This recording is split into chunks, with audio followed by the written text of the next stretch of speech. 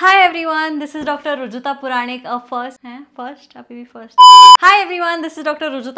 first year DNB OBGY resident at KIMS Hospital, Secunderabad, Hyderabad, and welcome back to the YouTube channel. I think मैं भूल गई थी कि एक YouTube channel exist करता है जिसपे वीडियो पोस्ट करना पड़ता है because I think the last video that I posted was almost a year back. I'm not even sure. So yeah, this has been the most requested video. मतलब मेरा Instagram और मेरा email भर पड़ा है कि tell us about your experience, how is KIMS OBGY, we want to really know सब कैसा है, work life balance, hands on, cutting, toxicity, everything, and I have tried to answer all your questions in this video.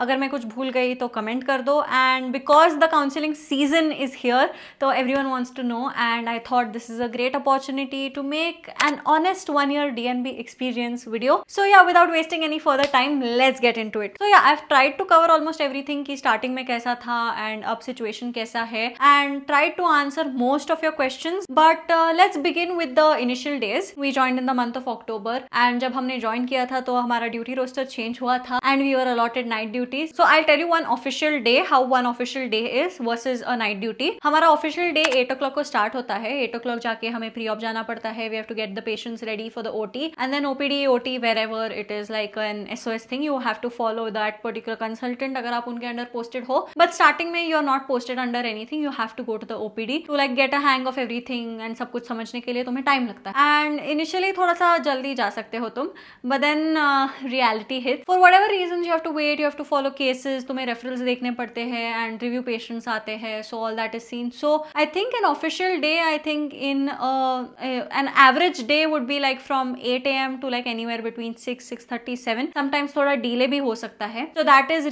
regarding one normal day. And then duty night कैसा रहता है? That from 8 o'clock to 4:30 तुम normal सब काम करते हो. फिर 4:30 को you take the handover from the previous duty person, and then you start doing your ward rounds and everything, and then ER call आता है तो वो ER call you have to handle and everything, and then like 8 o'clock को सब लोग आ जाते हैं, but you are still on duty till you give handover to the next person. And being in first year, I think पूरा तुम्हारा सब कुछ होने तक and तुम घर जाने तक again is like the next day evening around 6 or 6:30. So that is a duty day. And initially हमें सारे tag duties मिलते थे, मतलब it was you with a senior PG and तुम्हारे साथ एक SR रहते थे. But अभी slowly हमें like after 6-7 months passed, we started getting single duties जहाँ पे you are the only PG on the floor and you have an SR, मतलब SR जो जिसके पास एक DNB का डिग्री या whatever MD का डिग्री है, and that SR is with you there.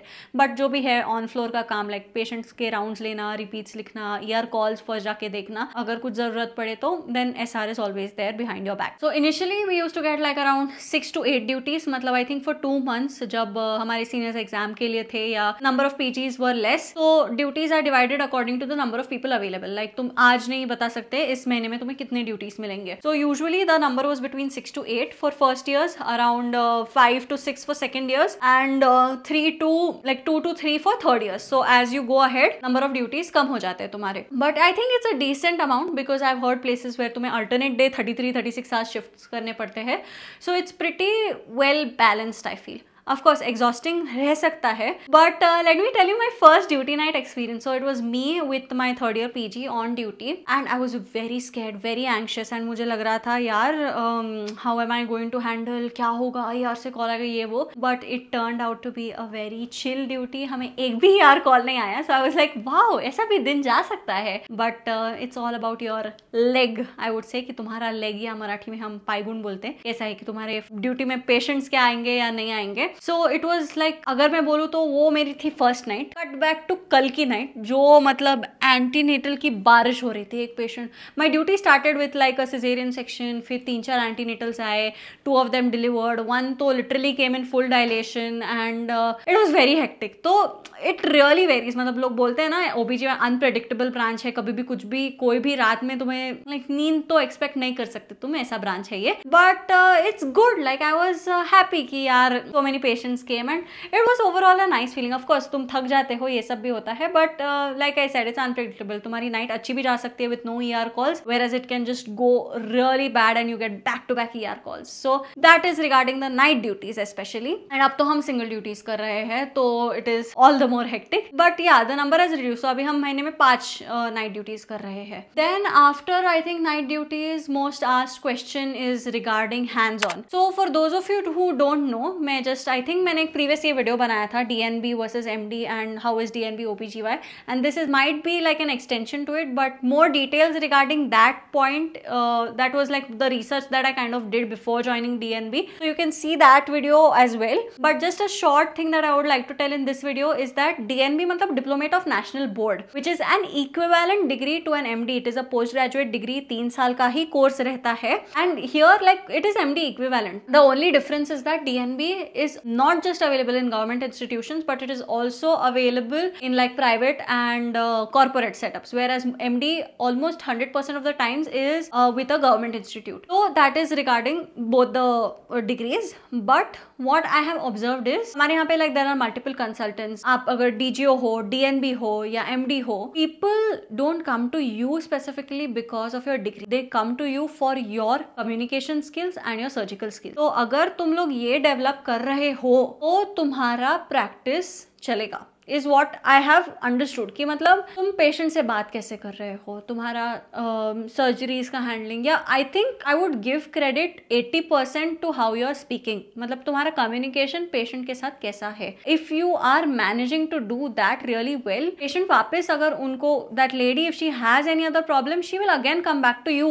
Then coming to the most important thing, that is hands-on cutting. How is that? So I would like to compare this on the basis of two things. One is OBS and one is gynac. OBS, I feel it's a decent amount of cutting, like on a scale of 0 to 10, where 10 is like तुम दिन रात बस surgeries कर रहे हो. I think it's a good 6.5 OBS के basis पे तुम decent in number of cesareans यहाँ पे कर लोगे independently. And what I feel is that some people they just need like a decent like 10-20 हो जाता है तो they become perfect. Some people even 100-200 में भी नहीं कर सकते. So it is really an individual factor, but of course it's like a quality versus quantity thing. तो quality के लिए the kind of consultants that we have here, like our HOD ma'am has literally shown us how to suture a uterus in 2 layers beautifully. Like ma'am has done in her practice Gravida 4, Gravida 5 with previous 4 LSCs and all that. So it's really like the kind of experience you're going to get from these experienced personalities is really what counts. And I feel of course quality, तो ये quality के बारे में हो गया, but quantity I feel is what will give you that confidence. मैं सीख तो जाऊंगी कैसा करना है, बट आई थिंक खुद पे कॉन्फिडेंस आने के लिए क्वांटिटी की जरूरत पड़ेगी. So may B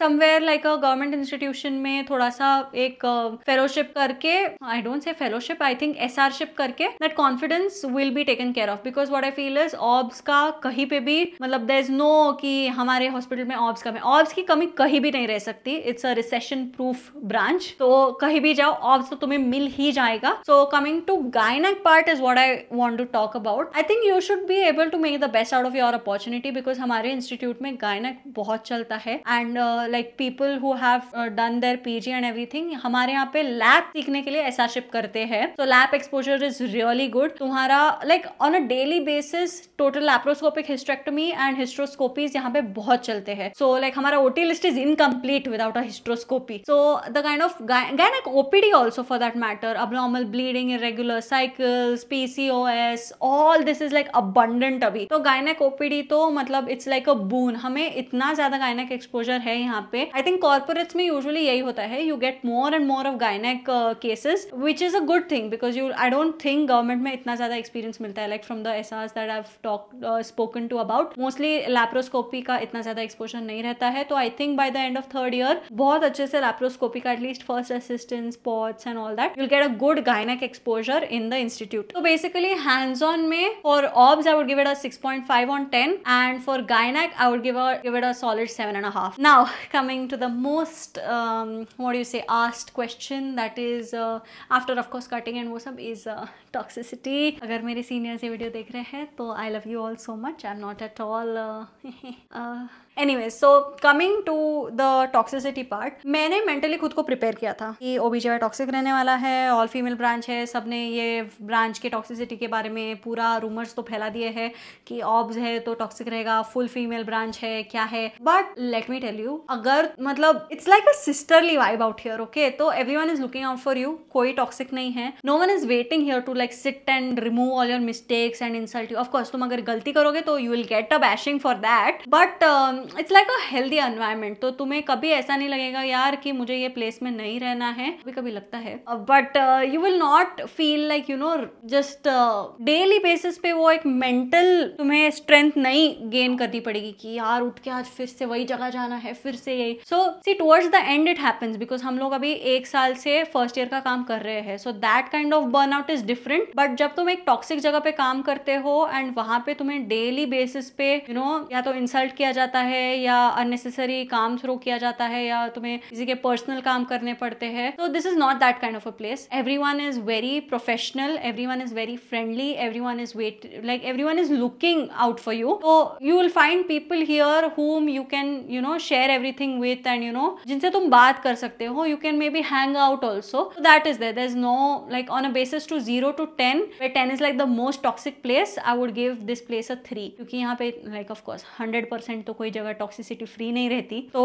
yeah, it's I think a 3 on 10 in terms of toxicity. इसके बाद I think some people also wanted to know regarding language barrier क्योंकि मैं हूँ महाराष्ट्र से, मुझे मराठी मेरी नेटिव लैंग्वेज है एंड यहाँ पे तेलंगाना में तेलुगु. तो I think Hyderabad is a place जहाँ पे Hindi and English most of the people know, like 80 to 90% लोग हिंदी इंग्लिश जानते हैं. But what I feel is that initial time में जब प्योर लाइक तेलुगु पेशेंट्स आते थे तो the staff was also very helpful कि जो आयमा सिस्टर्स है जो मेरे साथ में है, मैं उनको बोलती थी यार ये क्या बोल रहे हैं मेरे को समझ में नहीं आ रहा, या फिर मेरे को जो बोलना है उनको प्लीज समझा दो. So everyone is very helpful in that terms. But as of now 1 year later నాకు మొత్తం తెలుగు అర్థమైంది. నేను తెలుగుతో 100% మాట్లాడింది అండ్ అస్సలు Telugu I know, I understand. So and even if I don't know I will tell Telugu रादू हिंदी बोलो. ओके सो या आई अंडरस्टैंड तेलुगु ना. ऑफ कोर्स स्टार्टिंग में लगता था कि यार सब मेरे बारे में ही तो नहीं बात कर रहे हैं ना. मोस्टली ऐसे कलीग्स के साथ लगता है यार ये क्या बोल रहे हैं, मेरे बारे में ही बात कर रहे हैं क्या, ऐसा. But later on you understand and it's not a big deal. Like अगर तुम लैंग्वेज बैरियर सोच के इंस्टीट्यूट नहीं लेना पसंद कर रहे हो then don't make that as a preference because other things outweigh this aspect of the preference list I think. Next point which is I think a disadvantage is that यहाँ पे पढ़ाई इतना ज्यादा फोकस में नहीं है. I don't know, I think government में भी तुम्हें खुद से ही पढ़ाई करना पड़ता है, तुम्हें वहाँ पे तो हेक्टिक ही रहता है, टाइम नहीं मिलता. But your at least like you will understand कि यहाँ पे थोड़ा बहुत टाइम है क्योंकि 7 बजे के बाद मैं मतलब जिम जाके वापस आ रही हूँ घर पे, खाना खा के डिस्चार्ज समरी बना के घर वालों से बात करके मैं तो सो जाती हूँ. But if I want to I think I can give my self that time to study, but I am not giving, which I think I am not liking also. But I can't help it also. Juniors अगर आप ये video देख रहे हो तो अगर आप चाहते हो कि आपकी सीनियर पढ़ाई करे और आपको कुछ समझाए तो प्लीज जल्दी फर्स्ट लिस्ट में ज्वाइन कर लो. No but what I am trying to say is that it's really a you thing क्योंकि टाइम तो मिलेगा भाई तुम्हें पढ़ाई करने के लिए, बट अगर तुम नहीं पढ़ाई करोगे तो इट्स योर लॉस क्योंकि you should study on your own basically. हमारे वेडनेसडे क्लासेस रहते हैं, एकेडमिक्स का रहता है, but that is also like Wednesday हमारा सबसे ज्यादा ओटी लिस्ट रहता है. तो वेडनेसडे क्लासेस इतने हेल्पफुल है, it's really dicey. As a first year तो पक्का डाइसी है, थर्ड ईयर तक तो तुम्हारे लिए हेल्पफुल रहते हैं बिकॉज तब तुम्हें पढ़ना चाहिए. बट या I feel that it's more of a self study sort of thing. तो अकेडमिक्स के बेसिस पे आई थिंक ऑन 0 और 10 वेयर 10 इज लाइक तुम्हारे डेली क्लासेस चल रहे हैं, अकेडमिक्स वुड बी लाइक अ 4. या आई थिंक 4 इज गुड. 4 रहेगा academics. Now coming down to burnout which is like a real thing. हम लोग 1 साल के ऊपर से अभी फर्स्ट ईयर वाला काम कर रहे हैं. Like I said हमारी स्टाइपेंड सेकेंड ईयर वाली हो चुकी है and I think first year वाला काम 1 साल तक ही ठीक रहता है because you want that sort of I can say freedom. Okay because first year में you are the most hot person कि यार किधर है. You have to, everyone is looking for you कि यार इधर आके करो, ये करो, उधर आके वो करो. डेफिशिएंसी वैकेंसीज जिधर भी है you have to fill and fulfil that as a first year I feel. And third year में तो रिस्पॉन्सिबिलिटी वाला ज्यादा रहता है बिकॉज तुम सीनियर मोस्ट बन जाते हो। तो सेकंड ईयर जो है, जैसे एमबीबीएस में हमारा सेकंड ईयर हनीमून पीरियड रहता है, वैसे आई थिंक रेसिडेंसी में भी JR2 या second year is that honeymoon period where you are not so responsible for all the I can say scut work, you are not at all responsible as like the senior most person. तो that is like the golden time you can enjoy. हमारे यहाँ पे posting भी, you get to go to the radio posting for a month, that is also there. मतलब मैं Covid batch को समझ पा रही हूँ कि यार उन लोगों ने पैंडेमिक की वजह से 1.5 साल तक फर्स्ट ईयर वाला काम किया था। आई फील बिना पैंडेमिक के भी हम थोड़ा ज्यादा अभी बस हो गया। मतलब I feel that MCC should understand कि अभी जल्दी से काउंसलिंग करा के लिस्ट फटाफट लगा के ज्वाइनिंग करा लो, बिकॉज 1 साल के बाद तुम ये पूरा काम बहुत अच्छे से सीख लेते हो। तुम्हें like everything you have to do as a first year, you are able to do it like at a really fast speed. And अभी तुम्हें ज्यादा फोकस अलग चीजों पे करना है, मतलब तुम्हारी पढ़ाई पे फोकस करना है, तुम्हारे सर्जिकल स्किल्स बेटर करने में फोकस करना है। तो for all that you need to be able to get relief from the first year thing, like maybe sitting till late in the OPD for review patients or maybe coming early for the pre-op work. So all of that second year में थोड़ा सा relax हो जाता है, like referrals या medical records department जाना। So all these things like first year तक ही ठीक है, लेकिन second year में ऐसा अभी से अब नहीं होता। So there is that burnout, there is that mental thing that you get। अभी frustration भी ज्यादा आता है, गुस्सा भी जल्दी आता है कि यार समझ नहीं पा रहे क्या लोग कि हम 1 साल से ये करके अभी थक चुके हैं। So yeah, that part is there. But I think overall, if you want to ask me regarding how my 1 year of residency has been, then I think in one word I would like to say it's like a roller coaster. Because I think there have been days where I'm really energetic and enthusiastic to go to the hospital and do work and like excited, yay, wow.